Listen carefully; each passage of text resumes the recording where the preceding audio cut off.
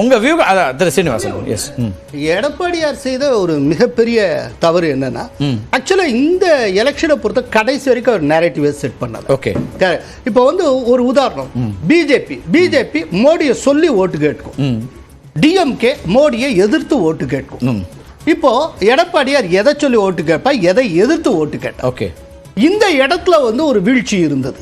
இது ரொம்ப முக்கியம். இன்னொன்னு, நீங்க ஒன்ஸ் பிஜேபி எதிர்த்து வெளியில வந்துட்டீங்க அப்படின்னா பிஜேபி எதிர்ப்புல ரொம்ப தீவிரமா இருந்திருக்கும், மோடி எதிர்ப்புல தீவிரமா இருந்திருக்கும். ஆமா, அதே போல டிஎம்கே எதிர்ப்புல தீவிரமா இருந்திருக்கும். மோடி எதிர்ப்புல தீவிரமாக இருந்திருந்தால் மோடி எதிர்ப்பு ஓட்டு எவ்வளவு டிஎம்கேக்கு போச்சு, அதுல ஒரு பகுதியாவது ஏடிஎம்கேக்கு கிடைச்சிருக்கும். ஆனால் ரெண்டு எதிர்ப்புமே கைவிட்டாரு. டிஎம்கே எதிர்ப்புல ரொம்ப தீவிரமாக இருந்ததாக சொல்ல முடியாது. டிஎம்கே எதிர்ப்பு முழுக்க அப்படியே அண்ணாமலை எடுத்துக்கொண்டு விட்டார். அப்படின்னா எந்த இடத்துல ஏடிஎம்கே இருக்கு, எப்படி ஃபிக்ஸ் ஆயிருக்கு, ஒண்ணுமே புரியல. ஒரு குழப்பமான இடத்துல கடைசி வரைக்கும் ஏடிஎம்கே இருந்தது. அதனால தான் இவ்வளவு மோசமான தோல்வி. இல்ல, அது எப்படின்னா சிம்பிள். தமிழகத்தினுடைய மக்கள் பாராளுமன்ற தேர்தலுக்கு ஒரு மனநிலையோடும் சட்டமன்ற தேர்தலுக்கு ஒரு மனநிலையோடும் தொடர்ந்து வாக்களித்துக் கொண்டிருக்கிறார்கள். அதுக்கு ஒரு சிறிய உதாரணம், 2019 நடந்த நாடாளுமன்ற தேர்தலில், தேனி பாராளுமன்ற தேர்தலில் அனைத்து இந்திய அண்ணா திராவிட முன்னேற்ற கழகம் வெற்றி பெறுகிறது. அதே மாவட்டத்திலே அதே தொகுதிக்குட்பட்ட 3 சட்டமன்ற தொகுதிகளில் அனைத்து இந்திய அண்ணா திராவிட முன்னேற்ற கழகம் வாக்கினுடைய சதமானம் குறைந்திருக்கிறது. அப்ப சட்டமன்றத்திற்கு ஒரு மனநிலையோடும் பாராளுமன்றத்திற்கு ஒரு மனநிலையோடும் வாக்களித்துக் கொண்டிருக்கிறார்கள்.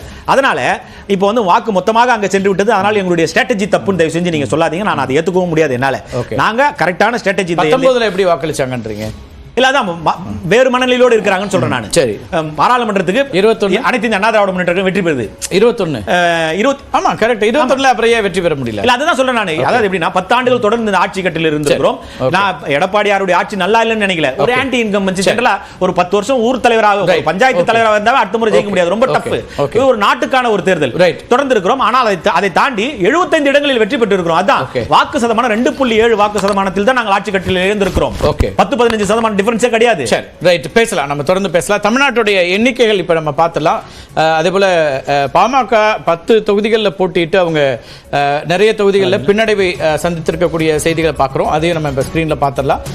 பாமக மற்ற விஷயங்கள் ஒவ்வொன்றாக நம்ம பார்க்கிறோம். 10 தொகுதிகளில் 8 தொகுதிகளில் 3வது இடத்திற்கு சென்றிருக்கிறார்கள் பாமகவுடைய எண்ணிக்கை. அதையும் நம்ம ஸ்கிரீன்ல பார்க்கிறோம். தமிழ்நாடு ஒட்டுமொத்தமா 39ல 39 புதுவை சேர்த்தா 40 தொகுதிகளிலும் திமுக கூட்டணி வெற்றி முன்னிலை அப்படிங்கறது பார்க்கிறோம். அதுக்கு இடையில ஒவ்வொரு பிரேக்கிங் பார்த்தல பாமக பற்றி அந்த செய்தியை இப்ப நம்ம பார்க்கலாம்.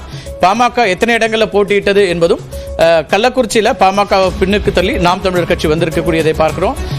இதுல ஒட்டுமொத்தமாக 4வது இடத்திற்கு செல்லிருக்கிறது கள்ளக்குறிச்சியை பொறுத்த வரைக்கும். 10 தொகுதிகளில் 8 தொகுதிகளில் 3வது இடத்திற்கு சென்றிருக்கிறது பாமகங்கிறத பார்க்கிறோம். ஒவ்வொரு கட்சியாக பார்க்கக்கூடிய நிலையில பாட்டாளி மக்கள் கட்சியினுடைய இந்த 10 தொகுதிகள் நிலை அப்படிங்கறத நம்ம பார்க்கிறோம். கள்ளக்குறிச்சி பொறுத்த வரைக்கும் 4வது இடத்திற்கு சென்றிருக்கிறது. 3வது இடத்துல நாம் தமிழர் கட்சி அங்கே வந்திருக்கக்கூடியதை பார்க்கிறோம்.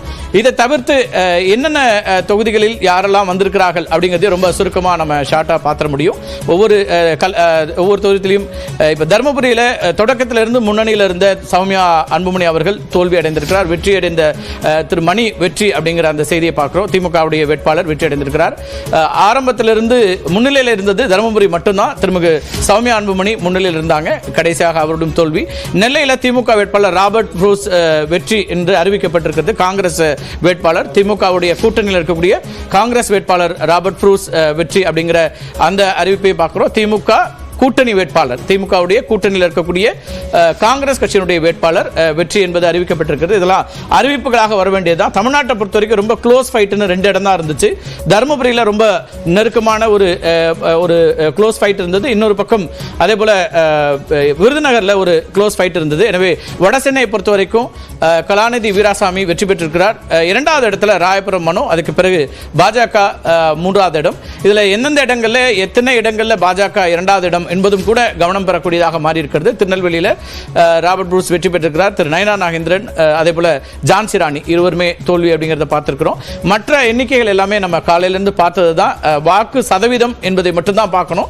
வாக்கு சதவீதமாக இந்த நம்ம எண்ணிக்கைகளை பார்த்தா அதில் பேசுவதற்கான விஷயங்கள் இருக்கும். நம்ம வாக்கு சதவீதமாக வாக்குகளாக எவ்வளவு வாக்குகள் என்பதை பார்க்கலாம். திருவள்ளூரில் பொறுத்த வரைக்கும் திரு சசிகாந்த் செந்தில் 2,69,000 கூடுதலான வாக்குகளில் முன்னிலையில் இருக்கிறார். எனவே அது ஒரு பெரிய ஒரு வாக்கு வித்தியாசம். 2வது இடத்துல திரு நல்லதம்பி வந்திருக்கிறார். அதே போல வட சென்னையில் திமுகவுடைய திரு கலாநிதி வீராசாமி 1,68,912 வாக்குகள். இரண்டாவது இடத்துல அதிமுகவுடைய ராயபுரம் மனோ, மூன்றாவது இடத்துக்கு திரு பால் கனகராஜ். நாம் தமிழர் கட்சியும் ஒரு சாலிடான ஒரு வாக்கு கிட்டத்தட்ட 51,000 வாக்குகளை அங்கே பெற்றிருக்கிறாங்க. வட சென்னையை பொறுத்த வரைக்கும் அது. மத்திய சென்னையை பொறுத்த வரைக்கும் திரு தயாநிதி மாறன் 1,11,934 வாக்குகள் வித்தியாசத்தில் முன்னிலையில் இருக்கிறாரு. ரெண்டாவது இடம் அங்கே வந்து திரு வினோஜுக்கு இருக்கு, பாஜகவிலிருந்து நேரடியாக களமிருந்தவர். அதே போல அதுக்கு பிறகுதான் மூன்றாவது இடத்துல பார்த்தசாரதி, கார்த்திகேயனுக்கு 22,000 நாம் தமிழருடைய கார்த்திகேயனுக்கு. இங்கே இந்த நிலை. அடுத்ததாக மத்திய சென்னைக்கு பிறகு தென் சென்னையை பொறுத்த வரைக்கும் அங்கேயும் ஒரு கடுமையான போட்டி இருந்த ஒரு களம். தமிழச்சி தங்கபாண்டியன் அவர்கள் 47,584 வாக்குகள் முன்னிலையில் இருக்கார். இன்னும் அடுத்தடுத்த கட்டங்கள் அப்டேட் ஆக வேண்டியிருக்கிறது. டாக்டர் தமிழிசை இரண்டாவது இடத்துக்கு வந்திருக்காங்க, 95,000க்கும் மேற்பட்ட வாக்குகள். இங்கேயும் நாம் தமிழர் கட்சி 20,000 வாக்குகள் பெற்றிருக்கு. திரு ஜெயவர்தன் ஏற்கனவே எங்கள் நாடாளுமன்ற உறுப்பினராக இருந்தவர், அதிமுக சார்பாக போட்டிட்டு 46,000 வாக்குகள் தான். இன்னும் வரவேண்டிய எண்ணிக்கையில் இருக்கு, ஆனால் அங்கே மூன்றாவது இடத்தில் இருக்கிறார் அப்படின்னு பார்க்க வேண்டியிருக்கு. ஈரோட்லையும் கூட திரு பிரகாஷ் திமுகவுடைய வேட்பாளர் 94,000 வாக்குகளுக்கு மேலாக முன்னிலையில் இருக்கிறார். இங்க கொஞ்சம் எதிர்பார்க்கப்பட்ட தொகுதி ஆற்றல் அசோக்குமார் 1,45,000. அங்கேயும் இரண்டாவது இடம் அதிமுகவுக்கு வந்திருக்கிறது. மூன்றாவது இடமாக தான் பாஜகவோட கூட்டணியில் தமாக வேட்பாளர் போட்டியிருந்தார். அடுத்த தொகுதியை நம்ம பார்க்கலாம். இங்கே தமாகவை விட கார்மேகம் நாம் தமிழர் கட்சி, நம்ம வந்து ஈரோடையும் பார்த்துடலாம். அந்த எண்ணிக்கை ஒரு முறை பார்த்துட்டு நம்ம திரும்ப வரலாம். ஈரோடுடைய எண்ணிக்கையை மீண்டும் பார்க்கலாம். ஈரோடு தொகுதியில் நாம் தமிழர் கட்சியினுடைய திரு கார்மேகம் 37,824 வாக்குகள் இந்த நிலையில முன்னிலையில் கிட்டத்தட்ட தமாகவுடைய கூடுதலான வாக்குகளை பெறக்கூடியதை நம்ம பார்க்கிறோம். எஸ், அடுத்ததா ஈரோடுக்கு பிறகு நம்ம ஸ்ரீபெரும்புதூர் பார்த்துருந்தோம். திரு டி ஆர் பாலு அங்கே 2,68,000க்கும் மேற்பட்ட வாக்குகளில் முன்னிலை அப்படிங்கிறத பார்க்குறோம். அதிமுக தான் இரண்டாவது இடம். மூன்றாவது இடமாக தமாக பாஜக கூட்டணியிலிருந்து அதே போல நாம் தமிழருக்கும் 76,000 வாக்குகள் கிட்டத்தட்ட இங்கே கிடைத்திருக்கிறது. அதுவும் கவனிக்கத்தக்க வாக்குகள். அடுத்ததாக ஸ்ரீபெரும்புதூருக்கு அடுத்ததாக நம்ம பார்க்கறது திருப்பூர் தொகுதி பார்க்குறோம். திரு சுப்பராயன் 91,994 வாக்குகள் வித்தியாசத்தில் முன்னிலையில் இருக்கிறாரு. அதிமுக 2,41,000. அதே போல திரு ஏபி முருகானந்தம் பாஜகலேருந்து 1,30,000. இதிலிருந்து நாம் தமிழர்லேருந்து 66,000 வாக்குகளை திருமிகு சீதாலட்சுமி பெறுகிறார். கிட்டத்தட்ட 1,00,000 வாக்குகள் வித்தியாசத்தில் முன்னிலை போக்குவரத்து பார்க்கிறோம். காஞ்சிபுரம் தனி தொகுதியிலையும் திரு செல்வம் திமுகவுடைய வேட்பாளர் 1,46,000 முன்னிலை வைக்கிறாரு. இரண்டாவது இடம் அதிமுகவுக்கு தான் வந்திருக்குது. மூன்றாவது இடம் தான் பாமக. அங்கே பாஜக கூட்டணியில் 1,00,000 வாக்குகள் மட்டுமே இருக்கு. இந்த இரண்டாம் இடம் மூன்றாம் இடத்துக்கு இடையிலேயே மிகப்பெரிய ஒரு வாக்கு வித்தியாசத்தை பார்க்க முடியுது. நாம் தமிழர் 73,000 அப்படிங்கிற அளவுக்கு தனித்து நின்று இருக்கக்கூடிய வாக்குகள் நாம் தமிழர் இங்க முக்கியத்துவம் பெறுது. பொள்ளாச்சியிலும் அதே போல திமுகவுடைய வேட்பாளர் திரு ஈஸ்வரசாமி 1,48,000க்கும் மேற்பட்ட வாக்குகளில் முன்னிலையில் இருக்கிறாரு.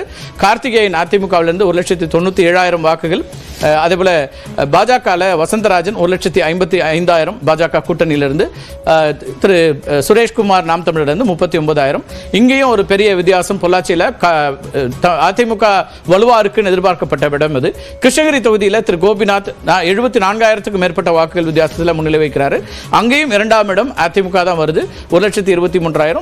மூன்றாவது இடம் திரு நரசிம்மன், முன்னாள் சட்டமன்ற உறுப்பினர் அல்லது பொறுப்பிலே இருந்தவர் அவர் நரசிம்மன். அவர் 94,000 வாக்குகள் வாங்கியிருக்கிறத பார்க்குறோம். அடுத்ததாக கிருஷ்ணகிரிக்கு பிறகு தர்மபுரியினுடைய தொகுதி. தர்மபுரி தான் தொடக்க நிலையிலிருந்தே பாஜகவுக்கு வெற்றியாக இருந்த ஒரு தொகுதி. அங்கே பாமகவுடைய திருமிகு சௌமியா அன்புமணி 3,53,205 வாக்குகளை பெற்றிருக்கிறார். ஆனால் வெற்றி பெற்றது திரு மணி. கடைசி சுற்றுக்களில் மணியினுடைய வெற்றி உறுதி செய்யப்பட்டது. 26,853 வாக்குகள் வித்தியாசத்தில் மணி வெற்றி பெற்றிருக்கிறார். அங்கே நாம் தமிழர் கட்சி 83,000 வாக்குகளை பெற்றிருக்கிறது தர்மபுரியில். இதுவும் முக்கியமாக கவனிக்கப்படக்கூடியதாக இருக்கிறது. இரண்டாவது இடம் மூன்றாவது இடத்திற்கு அதிமுக அங்கே சென்றிருக்கிறது. அசோகன். தருமபுரிக்கு அடுத்ததாக நம்ம பார்க்கக்கூடிய தொகுதி திண்டுக்கல் தொகுதி. திண்டுக்கலும் ஆரம்பத்திலிருந்தே திரு சச்சிதானந்தம் மார்க்சிஸ்ட் கம்யூனிஸ்ட் கட்சியினுடைய வேட்பாளர் தொடக்க நிலையிலிருந்து முன்னிலையில் இருந்ததை பார்த்தோம். மிகப்பெரிய ஒரு வாக்கு 3,43,778 வாக்குகள் வித்தியாசத்தில் முன்னிலையில் இருக்கிறார். திண்டுக்கல் கடந்த முறை 5,00,000 வாக்குகள் வித்தியாசத்தில் முன்னிலையில் இருந்த ஒரு தொகுதி தான். எனவே அது ஆரம்பத்திலிருந்தே அங்கே மார்க்சிஸ்ட் கம்யூனிஸ்ட் கட்சிக்கான வெற்றி என்பது உறுதி செய்யப்பட்டிருந்தது.